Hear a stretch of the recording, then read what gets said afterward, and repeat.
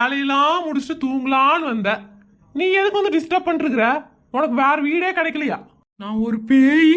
என்னை பத்தி யார் பயப்பட மாட்டேங்கிறீங்க? என்ற பொண்டாட்டி ஒரு பேய், எங்க அம்மாக்காரி அவங்க ஒரு பேய். 2 பேய் வச்சு சமாளிச்சுட்டு இருக்கிற.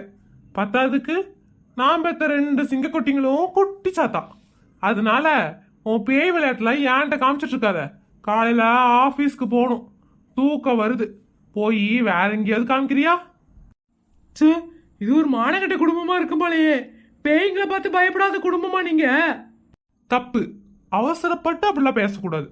நாங்கெல்லாம் பேய்களோடய வாழ்ந்துட்டு இருக்கிறோம். அப்படிங்கும் போது இந்த பேயை பார்த்துல எங்களுக்கு பயம் கிடையாது. போறியா? சே, வர வர நாட்டுல என்னதான் நடக்குதுன்னு தெரியல. யாருக்கிட்ட?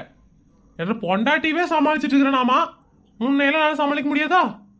படுத்து தூங்குவோம். ஏ